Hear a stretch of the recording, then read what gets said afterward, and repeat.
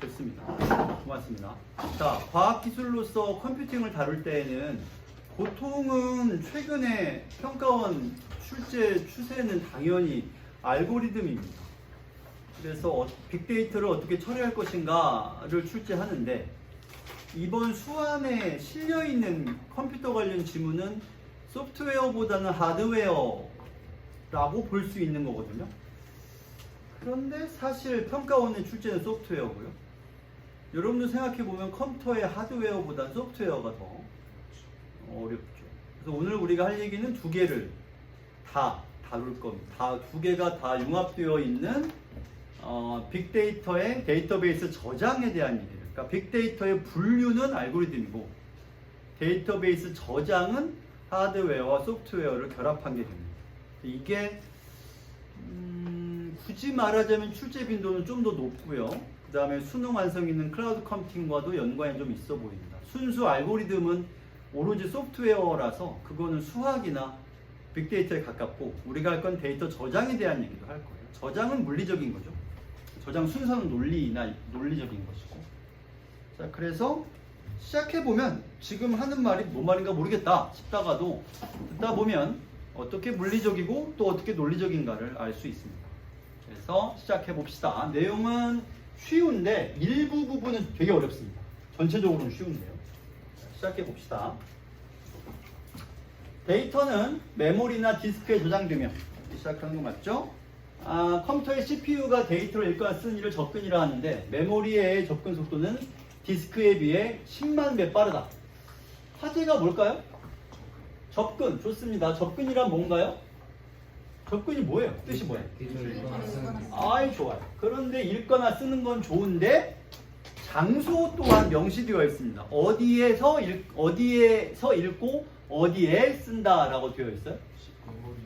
메모리나 디스크. 자, 그러면 요 뒤에다가 내가 내용을 쭉 이어가면 사실 되는데, 상식 테스트. 흥미롭게도 이 글은 메모리와 디스크의 차이점에 대해서 따로 설명은 안 해줍니다. 많이 나오는데 여러분 머릿속에 좀 더 쉽게 저장되도록 메모리와 디스크의 차이, 이 글에 안 써 있고 여러분들이 아는 말을 말해봐요. 메모리와 디스크의 차이 같은 건가요?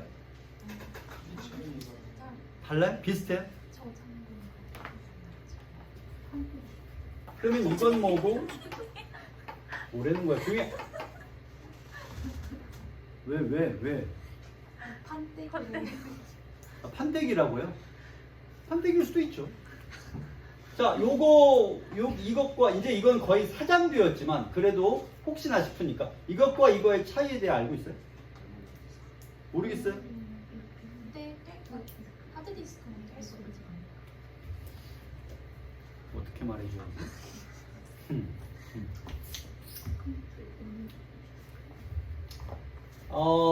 요거를 그냥 지나가면 여러분들이 머릿속에 잘 저장이 안 될 테니까 빨리 얘기해 줄게요. 내가 최근에 도서관과 책상 이야기를 한 것 같은데 어느 방 가서 했더라? 특강 수업은 아닌 것 같으니까 도서관과 책상 얘기를 잠깐만 합시다. 컴퓨터로 작업을 합니다. 그 전에 컴퓨터 작업은 인류가 그동안 수천 년 동안 해온 일을 컴퓨터로 옮긴 거예요. 인류는 수천 년 동안 어떻게 문서 작업을 해왔냐면, 거대한 도서관을 건축해요. 도서관이 클수록 전 세계 대학 서열에서 상위의 랭크가 되죠. 그것도 이제는 좀 이상하게 됐죠. 왜냐면 더 이상 종이 도서관이 필요한 시대가 아닙니다. 어쨌든 도서관에 갔습니다. 그러면 서가에 책들이 수천 수만 권이 꽂혀 있겠죠. 근데 내가 이번 과제 레포트 작성을 위해 필요한 책은 딱 3권이라고 합시다. 그러면 책상을 차지하고 앉습니다. 책상 위에 종이를 펼쳐놓고요. 여기다 레포트를 쓸 거예요. 책이 3권 필요합니다. 3권을 어디서 뽑아올까요? 여기 책장 어딘가에서 필요한 책을 뽑아와야죠. 그러면 내 책상이 너무 좁아. 책을 내 쓸 레포트 용지 놓고 딱 한 권밖에 펴놓을 공간이 없는 거예요. 그러면 어떻게 할 수가 없죠. 한 권을 뽑아와가지고 돌아와서 여기다가 펼쳐놓고 읽으면서 내용을 쓸 겁니다. 그런 다음에 이 책을 꽂아놓고 다시 다른 책을 가져와서 펼쳐놓은 다음에 내용을 쓰겠죠. 책상이 좀 더 크면 좋겠죠. 그래서 한꺼번에 3권을 뽑아와서 좀 더 큰 책상에 3권의 책을 펼쳐놓고 그 3권을 다 눈으로 보면서 레포트를 쓰면 되겠습니다. 비교 참조해가면서 말이죠. 나중에 레포트를 한 10권쯤 보고 쓸 상황이 되었다면 좀 더 책상이 넓은 게 있으면 더 좋겠죠. 10권을 한 방에 펼쳐놓고 보면 되니까. 컴퓨터에서 우리가 흔히 디스크라고 부르는 거는 이른바 HD 하드디스크라고 부르는 거는 전체 도서관의 서가 같은 거예요. 수많은 자료들이 거기에 다 저장이 되어 있습니다. 메모리도 책도 있겠고 텍스트도 있겠고 그림도 있겠고 그 다음에 뭐 동영상도 있겠고 수많은 것들이 여기에 저장이 되어 있어요. 근데 이걸 내가 실제로 작업을 하기 위해서 내 책상에 펼쳐 놔야 되잖아요. 그럼 이걸 뽑아 와가지고 여기다 펼쳐 놓고 바로 확인할 수 있게. 그러면 이 책상에 해당하는 게 이게 메모리입니다. 이거는 디스크죠. 그러면 디스크는 저장 공간이 너무 큰 거고요. 근데 이거를 그때그때 뽑아서 보고 꽂아놓고 뽑아서 보고 꽂아놓고 뽑아서 보고 꽂아놓고 하자니 너무 번거로워. 그래서 몇 권을 가져와서 펼쳐놓는 책상이 필요한 게 램이고 여기에는 이른바 우리가 디스크, 과거에는 하드디스크라고 불렀고요. 지금은 솔리드 스테이트 디스크라고 해서 SSD 혹은 그냥 M.2, NVMe 뭐 여기까지 말할 필요 없겠지만 어쨌든 디스크들이 소형화되긴 했어요. 그러니까 여기는 어쨌든 뭐 1테라, 500메가, 뭐 2테라의 데이터가 저장이 되어 있고요. 그 중에 필요한 것만 골라서 책상 위에 펼쳐두는 요거를 메모리라고 부릅니다. 어느 게 더 비쌀 것 같아요? 동일 용량이라고. 메모. 이쪽이 훨씬 비싸겠죠. 그렇죠? 이쪽은 저렴하고 쌉니다. 이쪽은 비싸고. 갤럭시 핸드폰은 지금 갤럭시 S 버전이 얼마까지 나왔죠? S23? S23. 갤럭시 한 7이나 7이나 8 버전부터 이미 요거 용량을 16기가 정도 확보해 줬던 것 같아요. 근데 아이폰은 내 기억에 최근에 아이폰 14인가 15인가에 와서 아이폰 저장 이 램이 메모리가 6기가가 됐다고 박수를 치고 환호성을 질렀다라는 거죠. 그러니까 훨씬 아이폰이 메모리나 저장 용량 이런 것들을 좀 짜게 줍니다. 그러니까 갤럭시가 훨씬 더 크게 주는 거죠. 그럼에도 불구하고 성능이 좋은 거는 뭐 다른 이유가 있겠습니다만 뭐 어쨌든 자 다시 돌아와서요. 메모리, 디스크는 거대한 도서관 같은 데이터가 모여있는 집적되어 있는 곳이고 거기서 일부 데이터를 뽑아와서 보기 편하게 펼쳐놓는 하지만 여기 써있는 대로 접근 속도가 디스크에 비해 10만 배 이상 빠른 이 공간을 가리켜 메모리.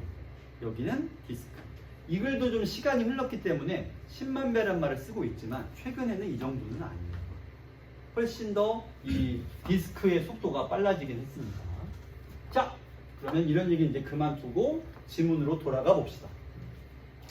디스크는 데이터가 대용량 저장되어 있는 곳, 메모리는 그 중에 일부를 뽑아오는 곳, 이 정도로 가자고요. 갑니다.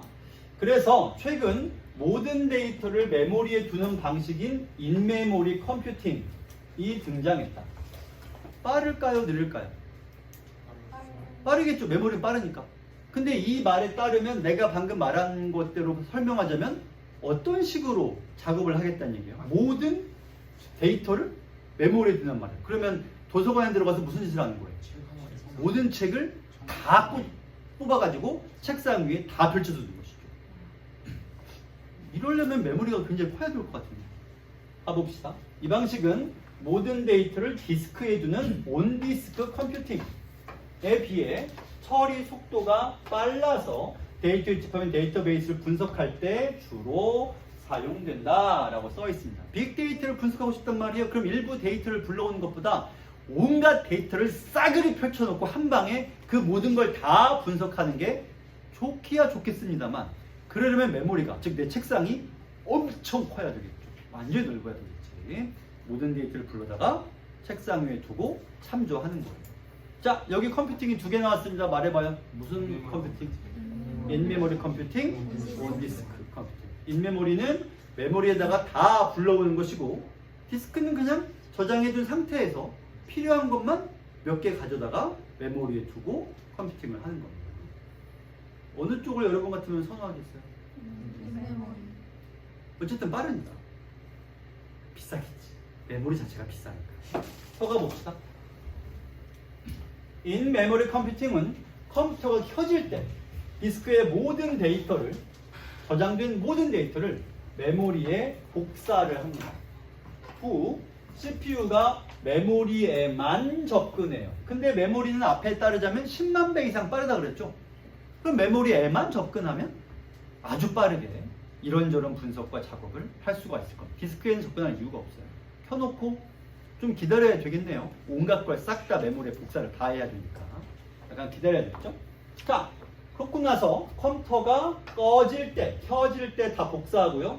꺼질 때에는 데이터를 다시 디스크로 옮기는 과정을 거친다. 굳이 해야 돼요? 어차피 디스크에 저장돼 있잖아요. 근데 왜 다시 옮겨요? 아닙니다. 옮겨야 될 이유가 있어요. 말해봐요. 여러분도 한글 고등학교 때 어쨌든 다 다뤄봤을 테니 컴퓨터로 작업을 한 번도 안 해본 사람은 없을 거 아니에요. 잘 보고 말해봐요. 왜? 어차피 디스크에 다 있는데 그걸 복사해서 썼잖아요. 그걸 다시 왜 또 옮겨요? 접근해서 뭘 했겠어요? 변형을 했겠지. 그래서 여기서 말하는 옮긴다라고 하는 건 변형된 걸 포함해서 다시 다 저장한다. 새롭게 저장한다는 뜻이죠. 내가 메모리에다가 작업을 했으니까. 뭐를 고쳐도 고쳤겠죠? 고친 건 어쨌든 제로 다시 저장해야지 작업한 결과물이 없어지지 않을 거 아니에요. 여기까지 이해됩니까? 네, 좋습니다. 자, 메모리의 저장 용량은 디스크에 비해 작으므로 작죠? 따라서 인메모리 컴퓨팅을 위해서는 저장 공간의 효율적 관리가 필요하다. 반면 온디스크 컴퓨팅은 자주 사용하는 데이터만 메모리에 임시로 옮겨. 여기서 제일 중요한 말은 이 부분이 되겠죠. 이렇게. 그래서 여기는 모든 데이터, 이쪽은 자주 쓰는 데이터만이라고 해서 대조가 이루어집니다. 자주 쓰는 것만 옮기고, 이건 싹 다 옮기고 말이죠. 그래서 데이터 처리 속도를 높이려면 디스크로의 접근 횟수를 줄여야 합니다. 왜냐하면 디스크는 느리니까 메모리는 빠르고, 가능한 디스크에는 조금만 가고요. 메모리에서 작업이 많이 이루어지도록 해야 되겠다. 이런 얘기입니다. 자, 이러한 특성은 데이터베이스에 부속되어 있는 인덱스의 형태의 차이를 가져왔다. 여기서부터 이제 슬슬 여러분들이 모를 만한 이야기들이 시작이 됩니다. 자, 집중하시고, 인덱스란 무엇인가? 인덱스. 어라? 영어 잘하는 학생 여러분, 인덱스가 뭔 말이에요? 뭐라고? 색인. 또 지표. 그렇죠? 색인, 지표. 이런 것들이 인덱스인데, 사실 기호론에서 인덱스는 다른데 여기서 인덱스란 말은 무슨 뜻일까요? 아, 근데 내가 진짜 궁금한 게 있는데, 색인이란 말을 얘가 말해요. 여러분들 들어본 말이죠? 네. 너무 궁금한데 색인이 무슨 뜻이에요? 아마 모를 것 같은데 색인이라는 말은 아는데 그게 무슨 뜻인지를 모르는 거야. 색이라는 글자는 수색할 때 색점, 그래서 찾다라는 뜻이고요. 인이라는 말은 도장이라는 뜻입니다. 그러면 여러분들이 인덱스를 여러분들도 써요. 여기 있는 모든 사람이 다 써요. 인덱스를 언제 쓰나요? 공부하다가 여기 나중에 질문해야지, 거기다가 포스트잇 붙여두면 그게 인덱스예요. 그럼 우리가 어떻게 쓰죠? 책을 덮었어. 나중에 책에서 뭘 수색할 거예요? 질문할 곳. 그래서 수색해야죠? 그 질문할 곳에 여러분들이 도장을 찍어놨어. 무슨 도장? 포스트잇으로 도장을 찍어놨죠. 그러니까 수색할 때 쓰는 도장, 그게 색인인 거죠. 여러분들 다 쓰고 있잖아요. 그러니까 색인이라고 하는 거는 무언가를 찾기 위해서 쓰는 도장 혹은 표시 혹은 마크 이런 거거든요. 여기서도 같은 뜻이에요. 자, 들어가 봅니다. 데이터베이스 담기는 개별 데이터를 레코드라고 부르죠. 레코드, 말 그대로 기록이라는 뜻이죠. 레코드에는 해당 레코드를 지칭하는 고유한 값인 키와 저장 위치를 알려준 주소가 달려있다. 자, 문장 구조를 보시고 레코드에는 무엇과 무엇이 달려있다 라고 써있네요. 뭐랑 뭐예요? 키와 주소. 좋습니다. 키와 주소. 레코드가 내용이에요. 그러면 해당 레코드를 지칭하는 값이 키입니다. 가리키는 값이 키고요. 그 다음에 주소는 저장 위치를 알려주는 주소라고 써 있습니다. 그러면 레코드 국대쌤 고대영 1992년 12월 23일 학력고사 성적 국어, 수학, 영어, 그 다음에 쫙 한 몇 과목이더라? 11과목인가? 시험 봤어. 어쨌든 요게 레코드예요. 말 그대로 기록이죠. 이 기록에는 이제 뭐랑 뭐가 있다고요? 키와 주소가 레코드에 달려있다고. 그럼 키라는 건 뭐라고? 이걸 지칭하는 고유한 값. 다시 말해 12번 레코드의 내용은 뭐죠? 고대영의 학력고사 성적이 들어있습니다. 그러면 12번 레코드는 어디 있어요?가 이거죠. 여기에 있다. 가 주소입니다. 그러면 내가 이걸 보고 싶어. 그래서 이 레코드의 키는 12번이고 주소는 어디야? 그래서 주소에 가서 12번 레코드 가져와. 그러면 이 레코드가 CPU 쪽으로 접근이 되는 거죠. 키와 주소. 키는 그냥 가리키는 번호. 주소는 어디 있는지.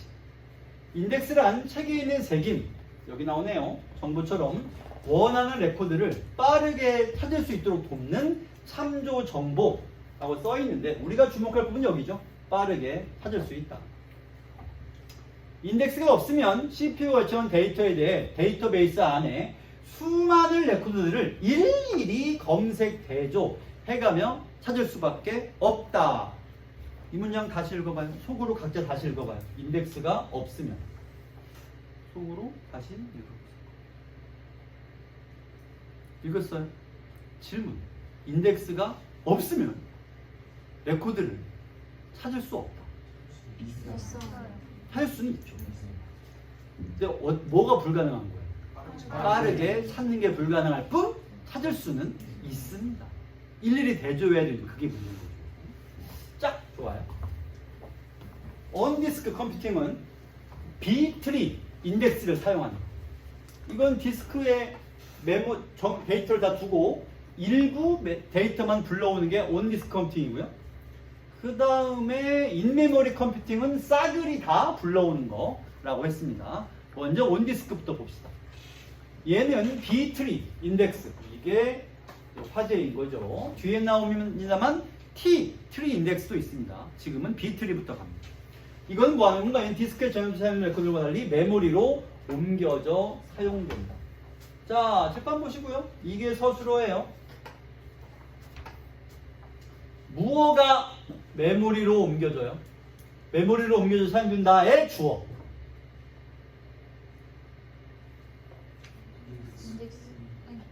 온디스크.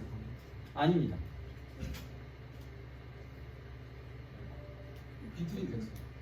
정확히 말하면 이가 주어죠. 이는 사용됩니다. 근데 이가 가리키는 게 뭐예요? 온디스크.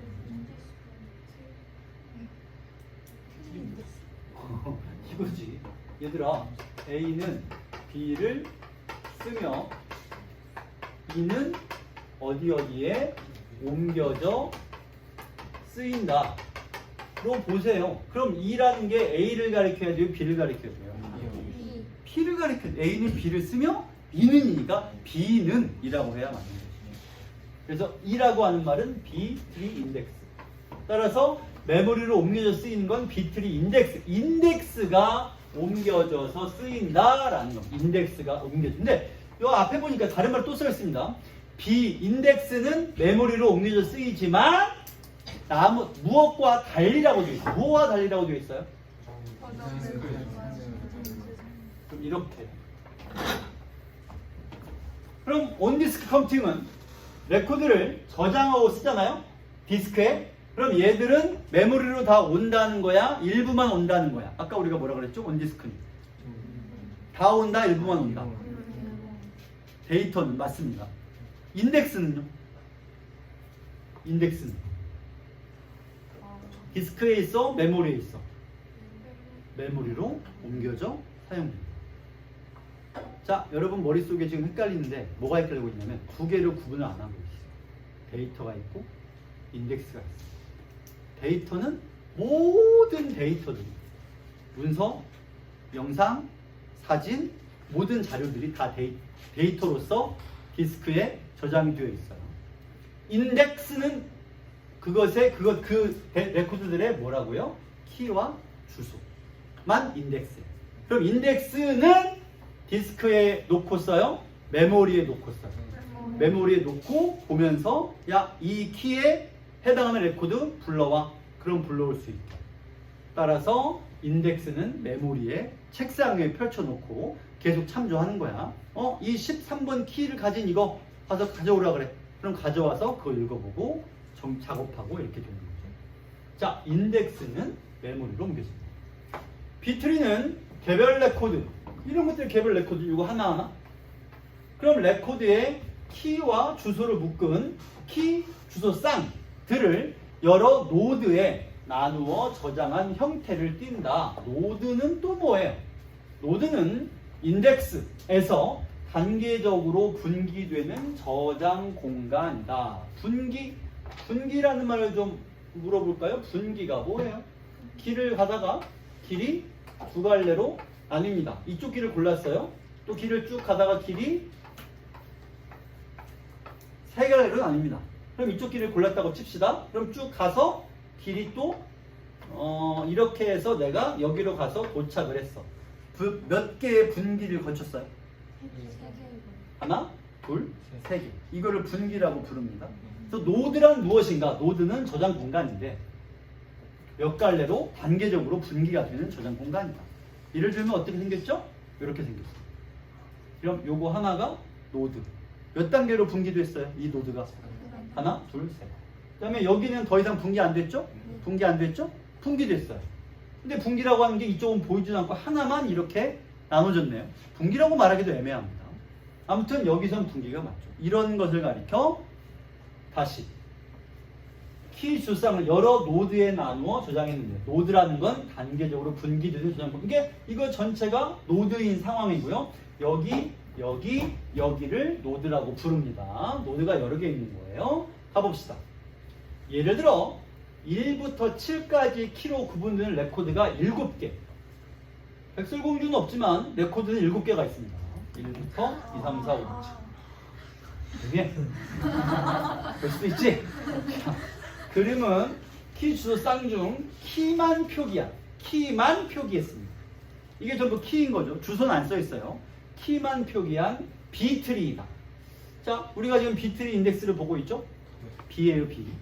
왜 B냐? 모르겠어요.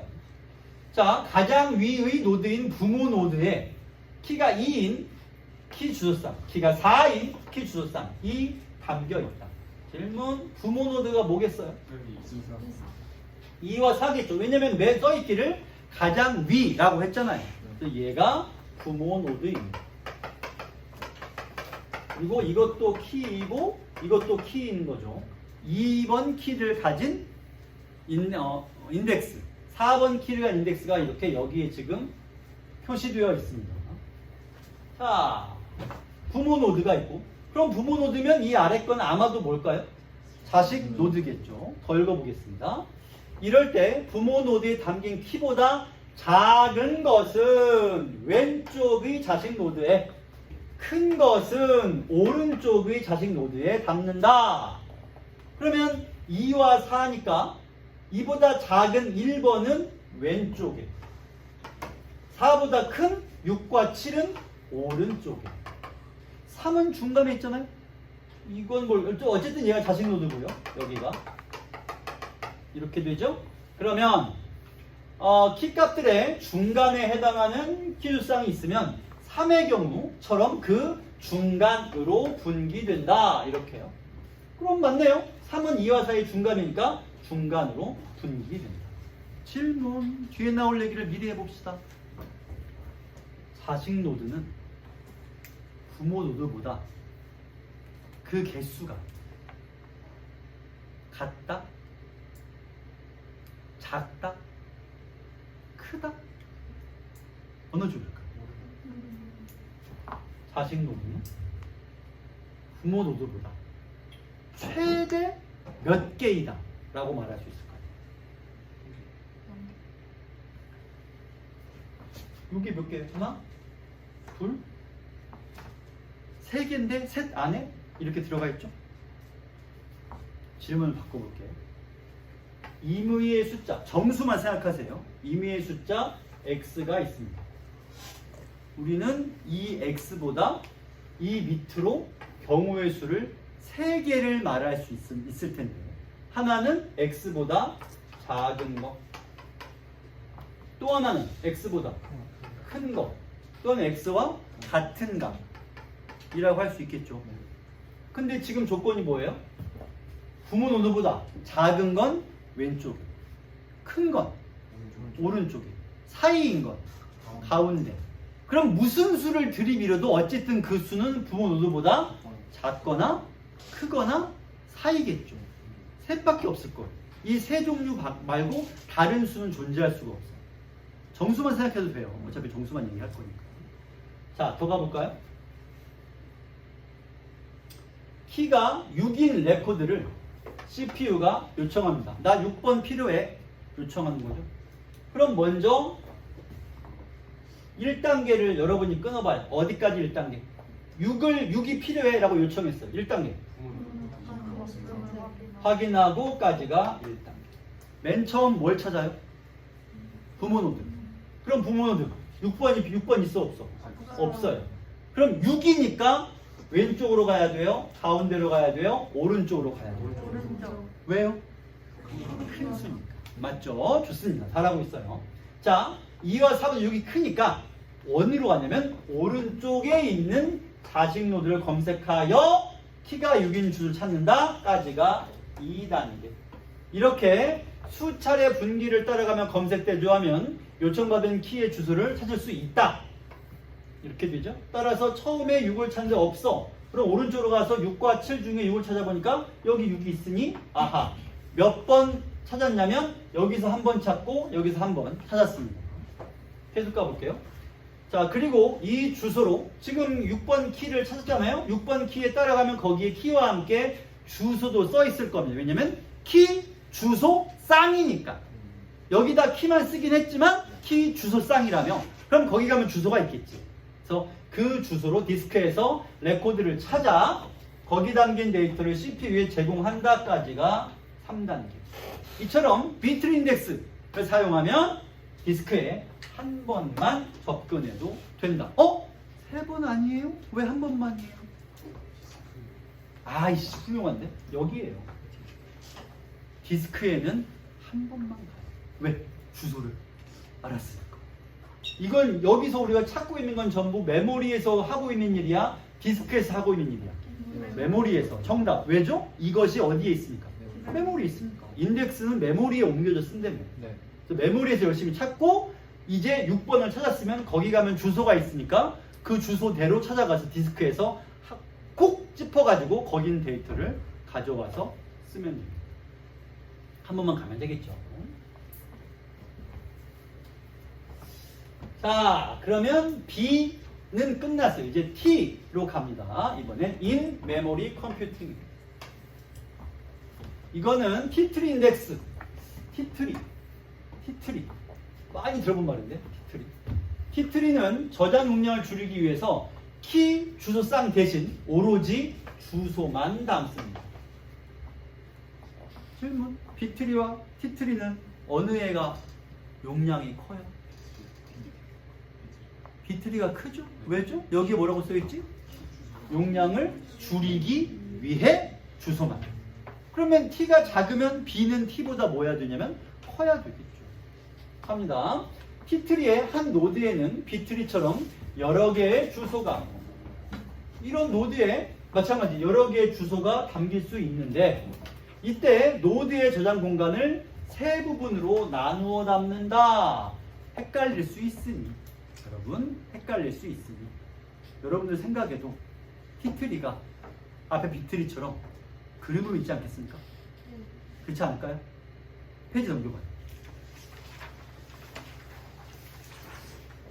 대충 그림 같은 게 보이긴 보이죠? 그게 티트리입니다. 그걸 가지고 한번 해볼게요. 이따가 돌아와서요. 일단 지문으로만 읽어봅시다.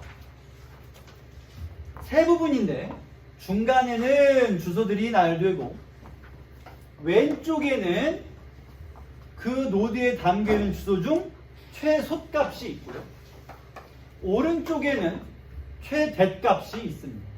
근데 여기 최소값, 최대값이란 그 노드에 담겨있는 주소에 해당하는 키들 가운데, 즉 데이터의 번호들 가운데 제일 작은 거, 제일 큰 거가 있다는 얘기죠. 티트리를 사용할 때는 CPU의 요청 키를 보고 CPU 요청이 왔어요. CPU가 몇 번 키 데려가죠? 몇 번 키 필요해? 라고 하면 부모 노드에서 찾기. 이건 똑같네요. 1번 부모 노드를 보고요. 키가 노드의 최소값과 최대값 사이에 있지 않으면 자식으로 옮겨 검색한다. 그럼 스톱. 분기가 생겼네요. 요구하는 키가 노드의 최소값과 최대값 사이에 있는 거야. 그럼 자식 노드로 갈 필요가 없겠죠. 그럼 있지 않으면 자식으로 갈 거야.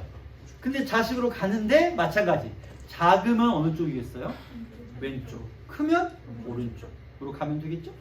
그래서 이럴 때 똑같은 얘기가 나오죠. 부모 노드의 키보다 작은 것은 왼쪽, 큰 것은 오른쪽에 있습니다. 키 값들의 중간에 해당한, 아까처럼 중간이 있었는데 그거는 여기는 분기가 둘밖에 안 되는데 있으면 3의 경우처럼 그 중간으로 여기도 중간이 되네요. 분기 된다. 그러면 키가 6인 잠깐만 이거 전에 거죠? 에이씨 화면이 틀렸어. 어쩐지 이상하다.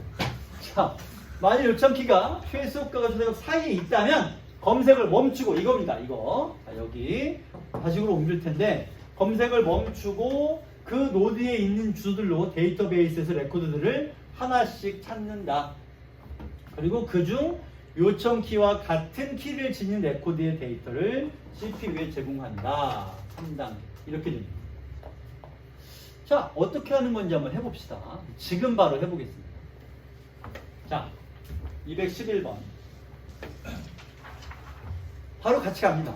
아래 A는 인메모리 컴퓨팅이다. 빈 인덱스인데 확인되지 않은 값이며 CPU는 A키만 요청합니다. 자, 여기 주소와 키가 있고요. 이게 T3입니다. 그래서 이건 전부 키예요. 주소구나. 주소. 그러면 최소가 30, 최대가 50. 이거는 키죠. 이거는 키. 이거는 키. 가운데는 주소. 자, 그러면 1번과 5번과 7번 주소가 있으면 하나씩 대조하며 찾는다 했으니까 1번은 키가 30, 5번은 나하고 7번은 50입니다. 그러면 최소 30, 최대 50이어서 바로 갈 때는 언제일 경우냐면 30보다 작을 경우 왼쪽이니까. 그러면 라로 갈 때에는 언제냐면 50보다 크면은 3 아니면 라인 거예요. 그 다음에 3과 라의 최소 최대는 80부터 100입니다. 그러면 마는 언제 어느 숫자일 때 마로 갈 거냐면 80보다는 왼쪽이니까 커요 작아요. 근데 여기 왔다는 얘기는 이미 얼마보다 큰 거죠. 50보다 크니까 여기 온 거죠. 그럼 마로 가는 범위를 말해봐요. 50보다는 크고 80보다는 작다. 이렇게 됩니다. 더 큰 건 100보다 크면 곧바로 어디로 가요? 2로 가는 겁니다. 선지를 봅시다. 1번 CPU 요청 키가 120이랍니다. 자, 120을 찾아요. 칠판 보시고 여기 봐요. 여기 봐요. 120을 찾을 거예요. 120은 최소값과 최대값 사이에 있느냐부터 봐야 돼요. 사이에 있습니까? 아니요. 좋아. 그럼 오른쪽으로 가야죠. 최소값과 최대값 사이에 있습니까? 아니요. 그럼 최대값보다 크네요? 그러면 키가 어디란 얘기예요? 이렇게. 그러면 선지가 뭐였죠? 가의 값은 120이다. 올바른 선지. 되겠죠? 네. 다음 2번. 요청 키가 이번엔 40이라면 주소 5의 데이터가 제공될 것이다. 40. 최소값과 최대값 사이에 있습니까? 네, 맞아요. 좋아요. 그럼 이제 대조만 하면 돼요. 1번은 얼마예요? 30. 5번은 얼마예요? 그냥 놔도 40이 없습니다. 7번 얼마예요? 그럼 40이 없다는 걸로 보아서 어디가 40인 거예요? 나가 40인 거죠. 이렇게. 선지에서 말하기를 주소 5인 레코드의 데이터가 CPU에 제공되겠군. 5가 나니까 40이 제공될 것이다. 이렇게 됩니다. 따라하고 있습니다. 다음 3번. CPU에서 주소 다에 해당하는 레코드의 데이터가 제공됐다면 요청 키는 10이었겠군.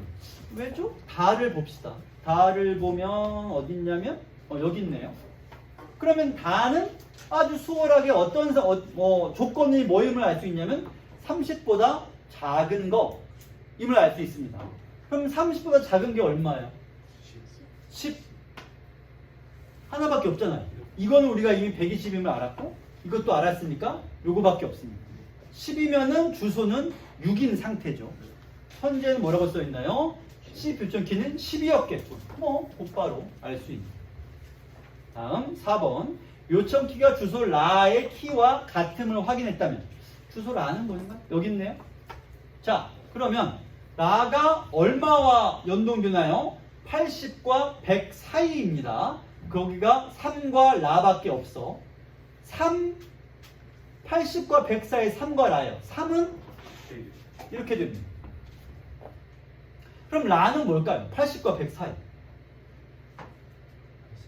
80밖에 없는데? 그렇죠? 그럼 80이 뭐여야 돼요? 이렇게 돼요. 같아도 상관없죠. 그러면 따라서 라와 같음을 확인했다면 요청 키는 82였겠죠. 이렇게 돼요. 그럼 5번이 틀릴까? 5번을 볼까요? 요청 키로 검색하여 주소 마를 얻었다면 마는 어디냐? 마는 여기 있네요. 마는 아까 우리가 말했죠? 뭐와 뭐라고? 50과 80 사이여야 되는 거죠. 50보다는 크고 80보다는 작아야 마가 됩니다. 그럼 선지는 뭐라고 말하나요? 인덱스 검색을 하여 주소 마를 얻었다면 주소 7인 레코드의 데이터가 CPU에 제공되겠군. 7 얼마예요? 50. 근데 최대 50이니까 50보다는 크고 80보다는 작아야 되니까 이 경우는 안 되겠어요. 되겠죠? 응? 요청 키가 주소 라에 해당하는 키와 같음을 확인했다면 그러면 라는 여기 3 아니면 라 80과 100 사이 최소가 80이고 최대가 100인데 3이 100이니까 그러면 라는 80과 100 사이에 있는 것들 중에서 찾아보면 100은 이미 여기 써버렸고 나머지 30, 120, 40, 10, 50, 60은 전부 이 최소 최대 사이에 안 들어가 있으니 쓸 수가 없죠. 남은 건 100밖에 남은 게 없다. 이렇게 됩니다. 되겠죠? 100이 아니라 80밖에. 여기에 3이 100이고 라가 4로 80 이렇게 됩니다. 되겠어요? 좋습니다. 자, 그러면 우리가 티트리 인덱스를 마무리 지었습니다. 그러면 지문 남은 게 얼마 안 남았는데?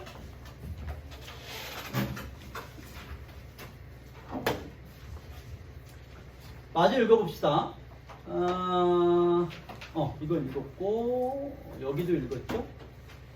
여기부터 나머지만 읽으면 됩니다. 비트리는, 요 얘기 때문에 아까 얘기를 한 건데요. 비트리는 노드의 양쪽 끝과 키들 사이에서 분기될 수 있으므로.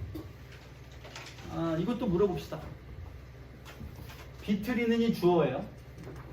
분기될 수 있으므로가 서술어 부분입니다. 어디에서 분기될 수 있다라고 써 있는지를 말해봐요.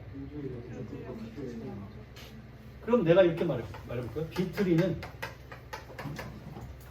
에서 분기될 수 있다.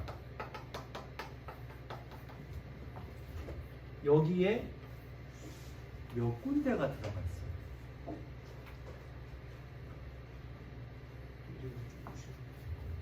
여기에 들어가는 가지수나 경우의 수가 총 몇 가지? 세 가지. 세 가지? 세 가지 맞아요? 어떻게 세 가지? 왼쪽 오른쪽 노드의 양쪽 끝과 키들 사이. 이걸 이렇게 말할 수 있겠죠? 비트리는 A, A 여기 B가 있으니까 다른 걸 쓸까요? X와 Y에서 분기됩니다. 그럼 X가 뭐야? 양쪽 끝. Y는 키들의 사이. 그러면 이게 비틀이잖아요? 분기됐잖아? 양쪽 끝이 어디야? 2, 4. 세 번째는 어디라고? 키들 사이. 양쪽 끝과 사이. 맞아요? 네. 그럼 이 말이 이해돼요? 네. 여기 양쪽 끝과 키들 사이에서 분기되므로 한 노드에 담긴 키가 n개일 때 그 하위에 최대 n 플러스 1개의 노드가 분기되는 형태를 띈다. 이 말이 이해되냐고. 네.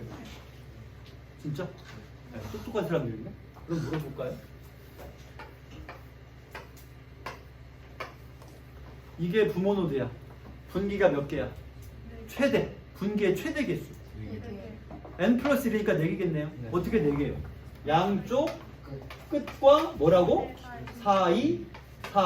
하나, 둘, 셋. 넷. 최대인 거죠. 네. 왜냐면 이 노드 중에서 9가 제일 큰 데이터일 수도 있어요. 그러면 어디가 없겠어? 이게 없겠지. 그러면 3개. 하지만 최대로는 4개이다.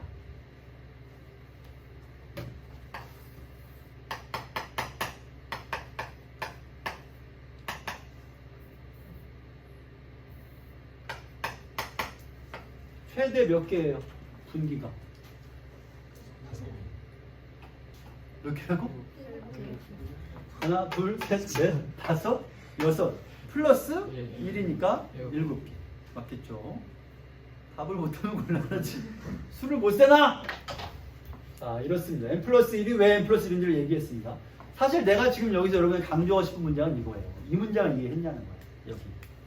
양쪽 끝과 키들 사이에서 분기된다라는 이 문장을 A와 X와 Y에서 분기되다라고 읽을 수 있냐는 거예요.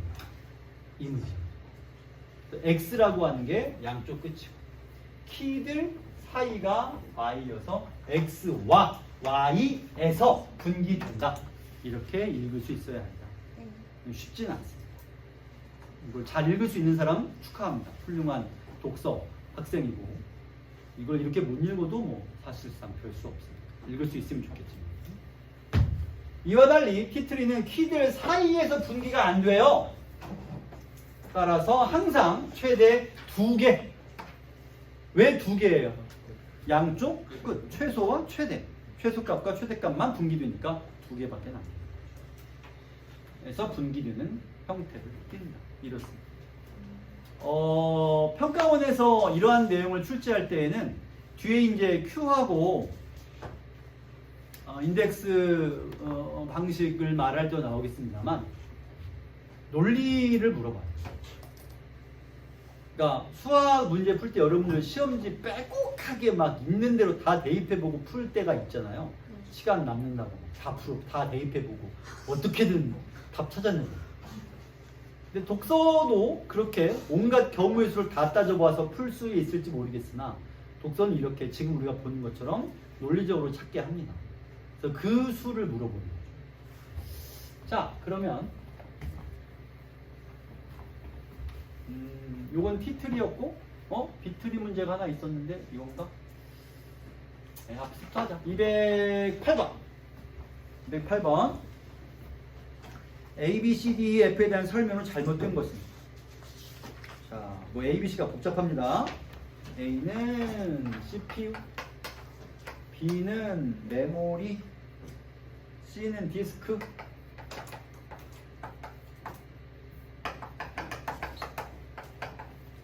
그 다음에 D는 인메모리, E는 온디스크. E는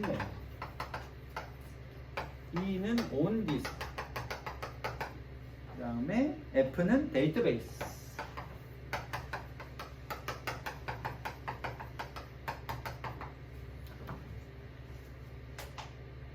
은총아, 여기 있는 말들 중에 이해 안 되는 말이 있어. F까지 6개 중에.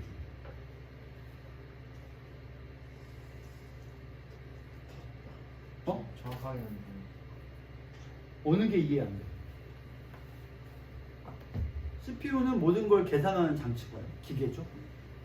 메모리는 말했듯이 굉장히 빠르고 우리가 자료를 참조할 수 있게 불러서 메모리에 펼쳐주는 거지.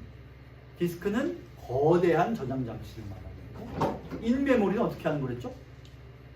모든 걸 싹 다 불러와서 펼쳐놓고 작업하는 거고, 온디스크는 저기 저장해 놓은 상태에서 몇 곳만 꺼내와서 펼쳐놓고 작업하는 거고, 데이터베이스는 저쪽에 있는 거대한 저장 장치, 저장되어 있는 데이터 전체를 가리켜 데이터베이스라고 부릅니다. 자, 데이터베이스를 줄여서 뭐라고? 데이터베이스랑 디스크랑 차이. 디스크는 그걸 저장해두는 기계, 물리적인 기계. 거기에 저장되어 있는 내용은 데이터베이스. 되겠죠? 데이터베이스 흔히 뭐라 그래요? 줄여서 DB라고 부르죠. DB. 동부 모험 화재 이런 거 아니고 데이터베이스 DB라고 부릅니다. 1번. 자, 틀린 걸 찾고 있죠. 1번. A는 CPU는 메모리 혹은 디스크에 접근할 수 있다. 맞나요? 네. 접근이란 건 가서 읽고 쓰고 하는 작업을 말하는 거예요.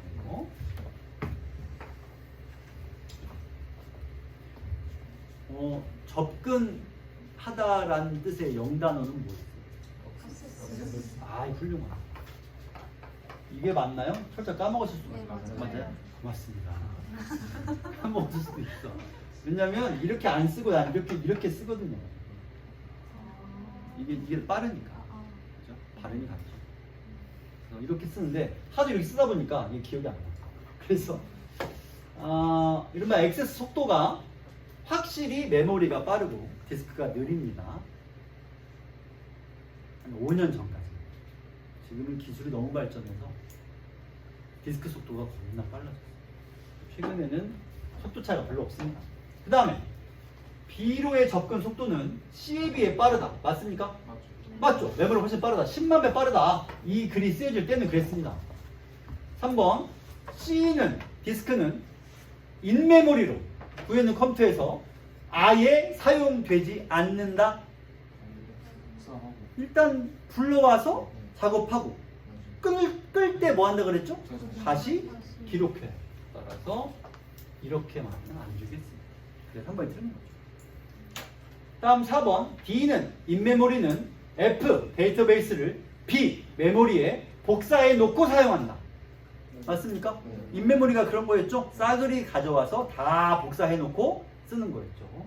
5번 E 온디스크는 인메모리에 비해 F에 대한 속도가 느리다. 둘 중에 누가 빨라요? B와 E 중에 인메모리가 빠르죠. 온디스크는 느립니다.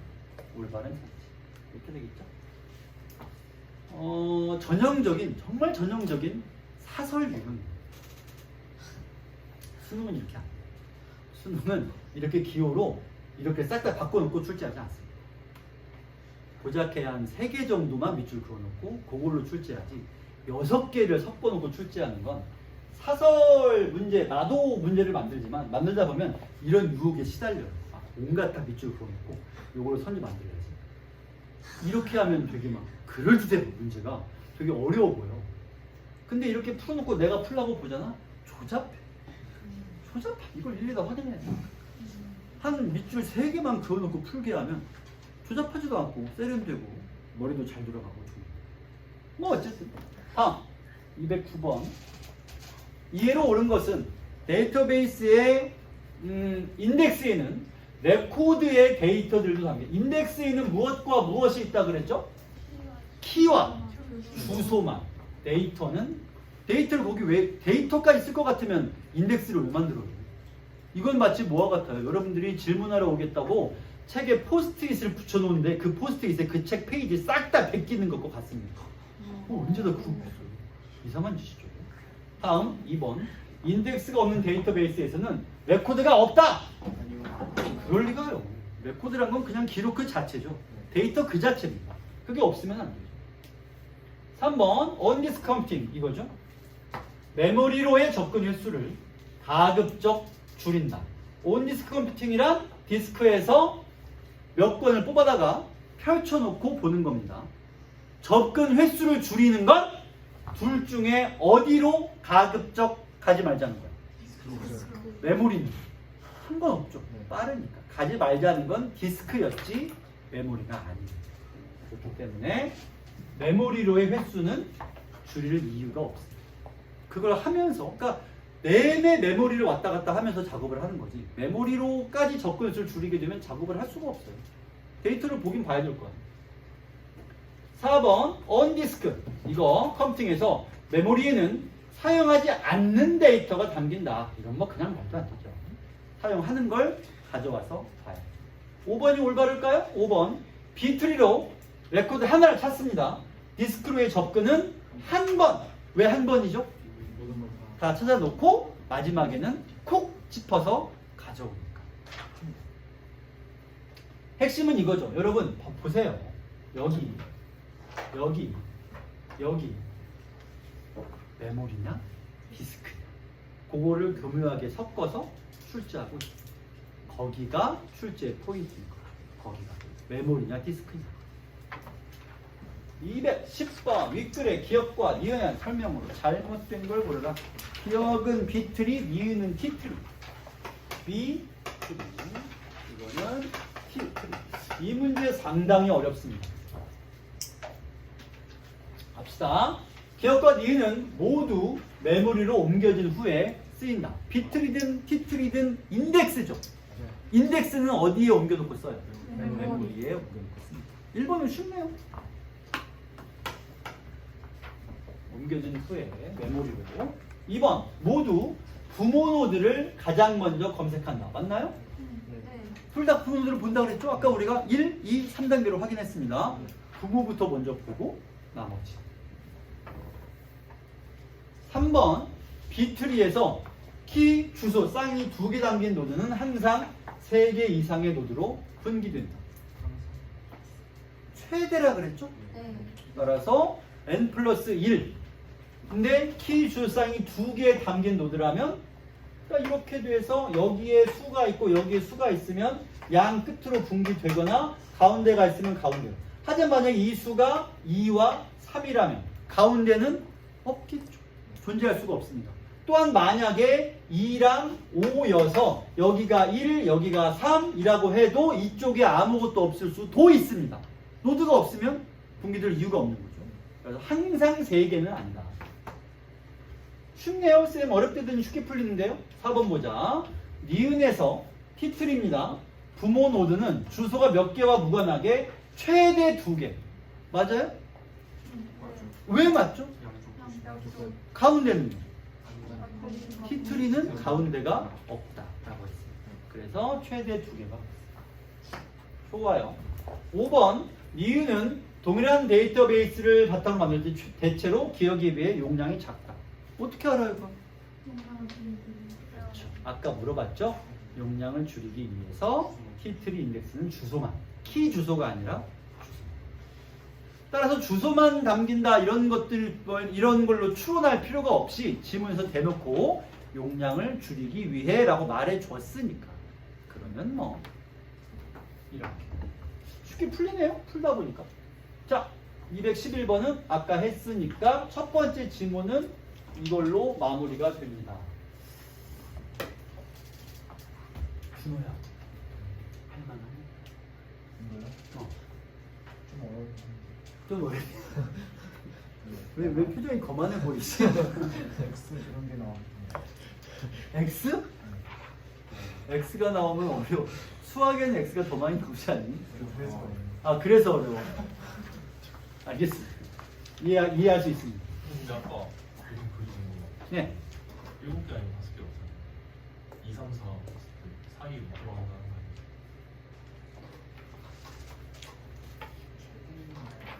최대를 따지는 거니까 무관할 것 같은데 뭘 말하는 거예요? 아까 전에 그런 거 아니면 지금 그런 거? 아까 아, 이렇게 해서 이렇게 숫자 쓴 거 말하는 거죠? 최대 몇 개를 물어본 거니까 여기에 내가 숫자를 얼마를 쓰든 간에 양쪽 끝에 그리고 여기에서 하나 둘 셋 넷 다섯 하나 둘 셋 넷 다섯 여섯 이렇게 하나만 더 많아진다. 이런 n 플러스 1이 되겠습니까? 2하고 3 붙어있어도 들어갔습니다. 못 들어가죠. 그러니까 최대라고 말하는 거죠. 예를 들어 여기가 뭐 2, 아까 이렇게 썼구나. 뭐 7, 10 이러면 여기는 못 들어가죠. 그러니까 최대라고 말하는 데에는 여긴 뭐니까 하나, 둘, 셋, 넷, 다섯, 여섯이 아니라 이 경우는 여기 없으니까 하나, 둘, 셋, 네 개인데 나는 최대 몇 개냐라고 했고 최대 몇 개일 때에는 이 경우에는 6개가 될 수 없고 4개만 된다고 하는 게 맞겠죠. 그 말은 맞아요. 내가 말하려고 했던 건 칸수보다 하나 많다를 최대로 말하려고 했던 거고요. 숫자를 이렇게 써놓고 물어보면 그럼 안 되겠죠. 왜냐면 당신 말대로 여기는 수가 붙어 있으니까. 우리가 안 돼. 써놓고 뭐? 아까 써놓고 모르겠어요. 아, 그렇지, 맞아. 그러니까 맞다고 이 사람아. 그 말이 맞다고. 알겠어요. 자, 좋습니다. 다음 질문 갑시다. 다음 질문은 앞에 네? 네, 뭐라고? 네.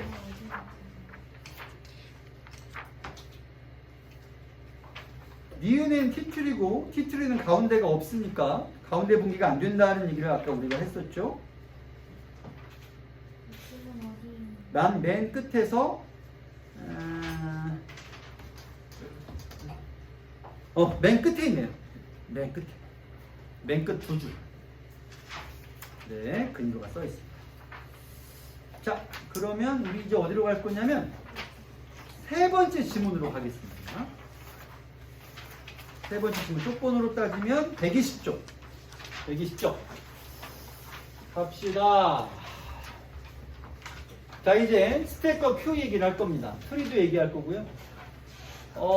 요게 방금 한 지문보다도 이것도 또 쉬워요. 근데 이건 대신에 이진 트리 구조, 이진 탐색을 해야 되는데 이진 탐색이 여기 나온 게 되게 기본적인 이진 탐색이고 요걸 알면 이보다 더 어려운 이진 탐색도 할 수가 있습니다.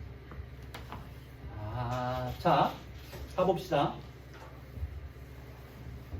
좋은 프로그램을 작성하기 위해서는 적절한 자료 구조를 선택하는 게 중요합니다. 자료 구조란 뭔가? 자료 구조란 자료를 효율적으로 사용하기 위해 구성된 자료들 간의 논리적 관계이다 라고 써 있습니다. 이렇게 써 있네요. 이게 자료 구조인 거죠. 컴퓨터에서는 자료의 성격이나 목적에 따라 여러 가지 자료를 사용하는데 크게 선형 자료 구조와 비선형 자료 구조로 나눌 수 있다. 자, 영어 잘하는 학생 여러분, 선형과 비선형은 영어로 어떻게, 영단어로 뭐예요? 아이고, 똑똑하다. 라인에 이렇게 붙으면 선형, 비선형. 이렇게 됩니다. 그러면 이 말이 무슨 뜻이죠? 그럼 이게 무슨 뜻일 것 같아요? 선으로 이어지. 끊어지지 않는다는 뜻입니다. 우리가 사는 세상은 선형이야, 비선형이야? 어때요? 선형이죠. 날짜도 이어져 있고 시간도 이어져 있습니다. 매물도 이어져 있고요. 땅도 이어져 있죠. 그러면 시계를 생각해 볼까? 아날로그 시계랑 디지털 시계라고 우리 흔히 얘기하는데 디지털 시계는 선형이야, 비선형이야? 디지털. 선형이 될 수가 없어요.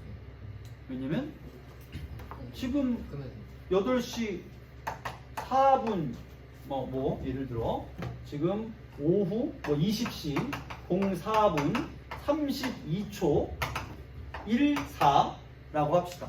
그럼 이 시간하고 어떤 시간하고 끊어져 있냐면 20시 04분 32초 15 하고는 끊어져 있잖아요. 이거를 한없이 쪼개나가도 어쨌든 공백이 존재한다. 근데 바늘 시계는 어때요? 꾸준히 쭉 돌아가죠. 이게 우리의 세상이 이루어진 원리죠. 우리의 세상은 선형이에요.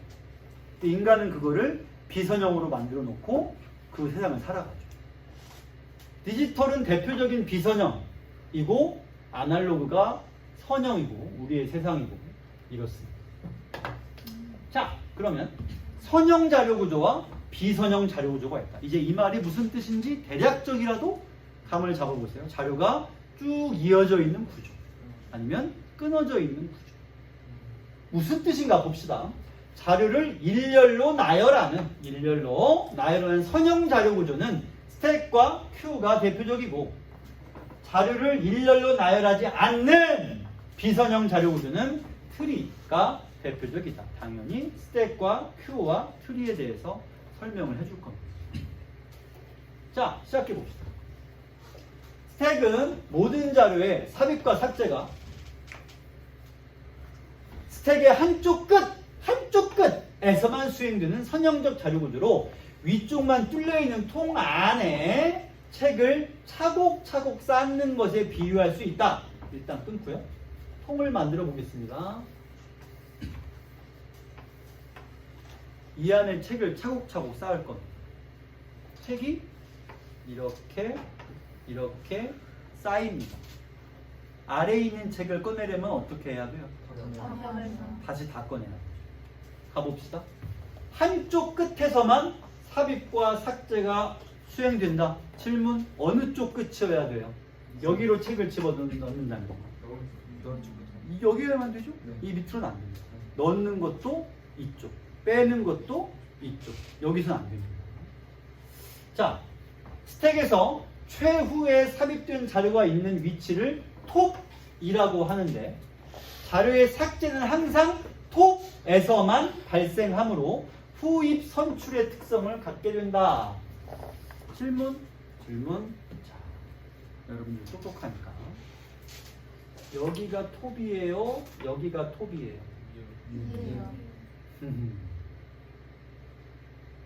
그래서 톱은 뭘 뜻해요? 아니요. 시험에 나온 대로.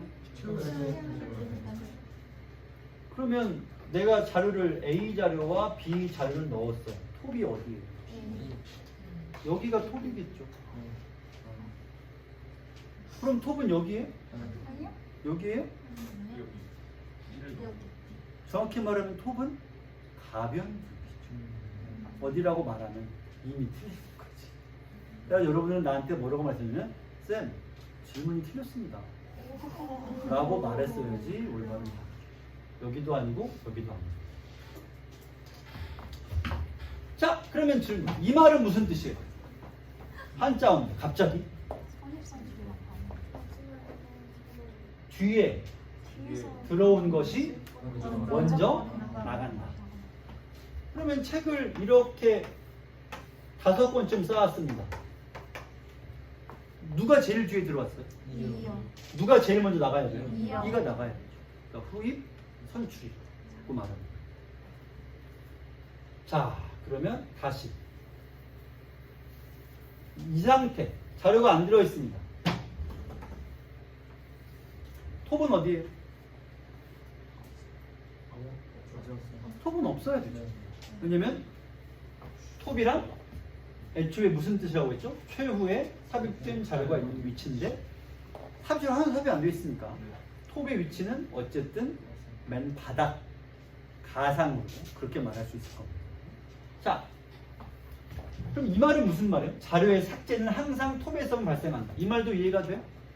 들어간 자료를 도로 빼는 것도 어디서만? 톱에서만 발생할 수 있습니다. 자, 여기를 그럼 이제 10분 남았으니까 조금만 더 집중하시고요. 스택은 크기가 제한되어 있다.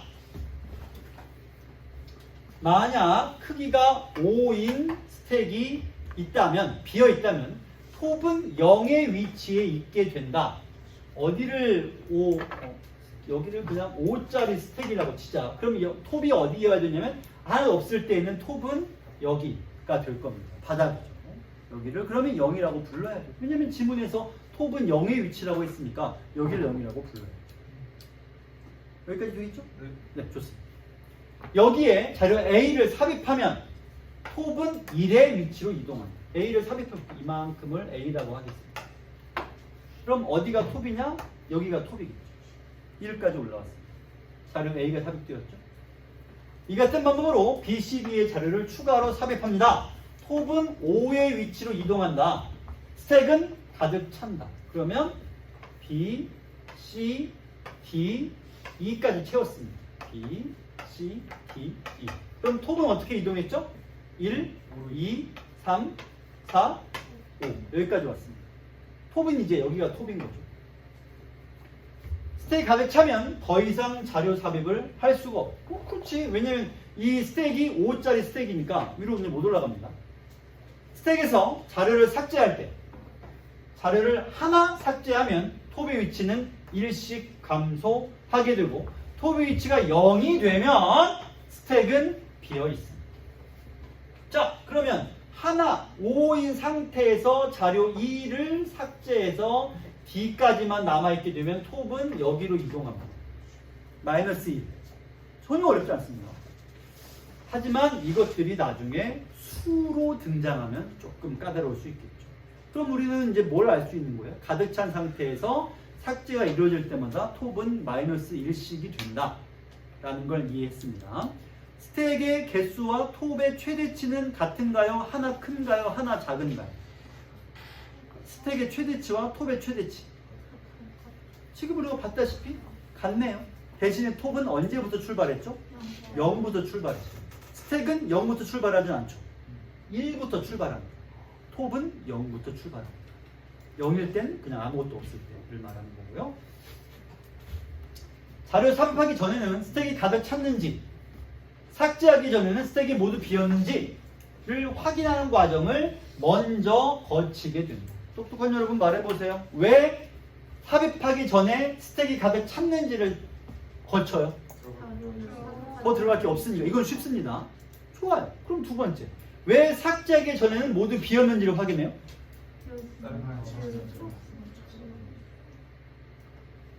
아까랑 똑같은 얘기를 하면 돼요. 다시. 삽입하기 전에 왜 가득 찼는지 확인한다고 그랬죠? 삽입 작업을 할 수 없으니까. 삭제하기 전에 왜 확인해야 되죠? 삭제 작업을 할 수 없으니까. 똑같습니다. 작업을 할 수 없으니까. 그래서 확인합니다. 네, 한번 다시 해봅시다.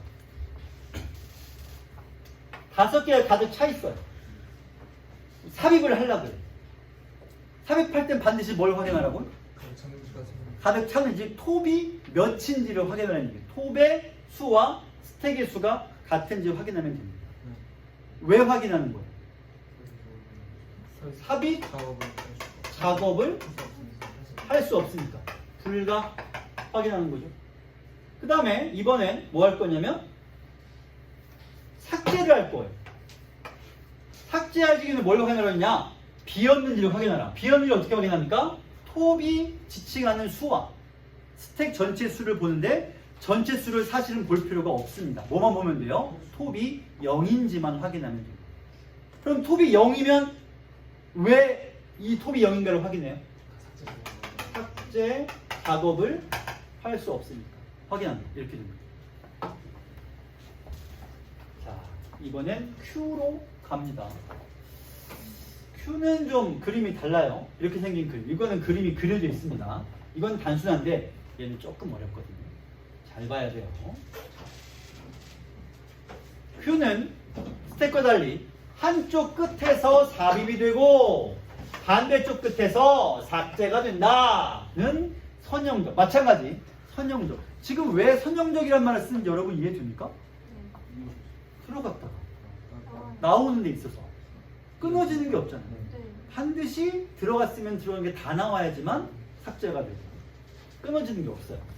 입구와 출구가 양쪽에 따로 있는 관 모양의 종이컵, 디스펜서에 비유할 수 있으며 선입선출이다. 아하, 이거는 후입선출이 아니라 선입선출이에요. 먼저 들어간 게 먼저 나온다. 이런 뜻입니다. 자, 왜 그럴까요? 왜 그럴까요? 자, 갑니다. Q 구조에서 프론트, 리어, 톱도 마찬가지였지만 단어 뜻에 매달리면 안 됩니다. 프론트는 여기서 무슨 뜻이라고? 리어는 주의해야 돼요.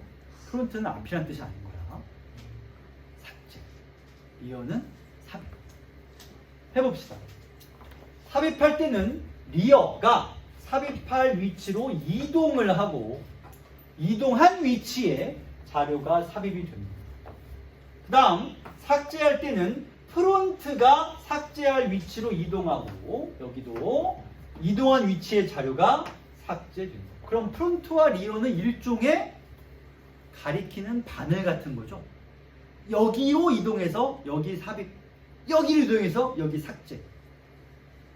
프론트 바늘이 있고 리어 바늘이 있습니다. 바늘이 이동한 곳에서 삽입과 삭제가 이루어집니다. 자, 한번 해봅시다. 프론트는 삽입, 리어는 삭제입니다. 자, 갑니다. 크기가 5인 Q가 있어요. 1, 2, 3, 4, 5인 Q. 요 안에 자료가 지금 들어가는 거겠죠. 처음에는 프론트와 리어의 위치를 공배 Q0 여기입니다. 여기에 프론트도 있고 리어도 있습니다. 프론트가 삽입, 프론트가 삭제였나? 그죠? 프론트가 삭제. 프론트가 삭제. 리어가 삽입. 이렇습니다. 여기에 자료 A를 삽입합니다. 그러면 리어의 위치가 1로 이동하고 1에 삽입된다. 그러니까 리어라는 바늘이 여기까지 온 거죠. 이렇게. 그럼 여기 가리키니까 여기에 A가 삽입이 돼요. 프론트는 지금 어디 있어요? 여기 그냥 그대로 있어요. 리어만 이동했죠. 자, 그런 다음에 계속해서 자료 B, C가 삽입이 되면 그림 1과 같이 리어의 위치는 3이 된다. 그러니까 리어가 B에 이동해서 B가 삽입되고 C에 이동해서 C가 삽입됐으니까 리어는 지금 3까지 왔습니다.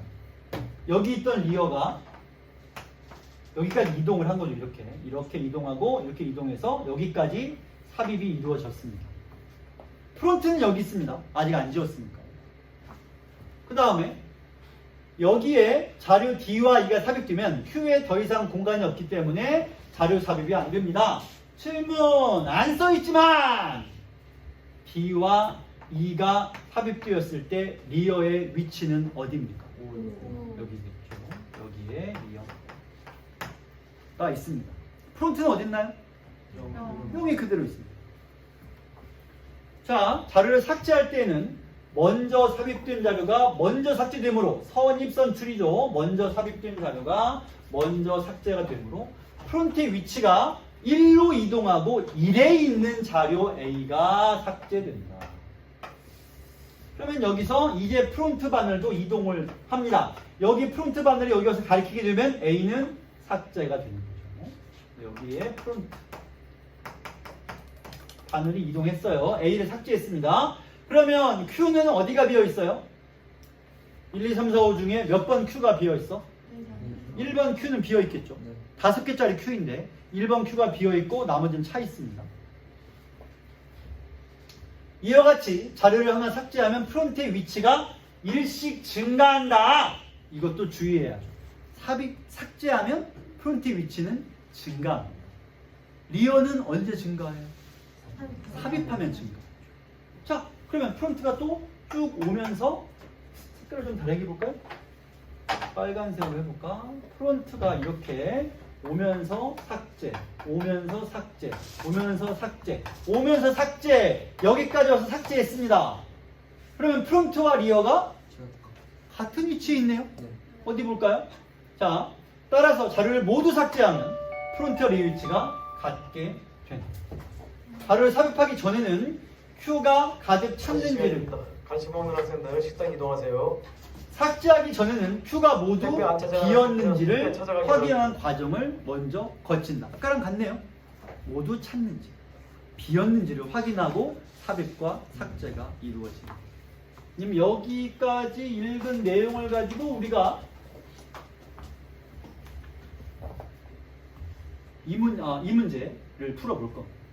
그래서 간식 먹고 와서 풀어봅시다. 자, 쉬었다 갑시다.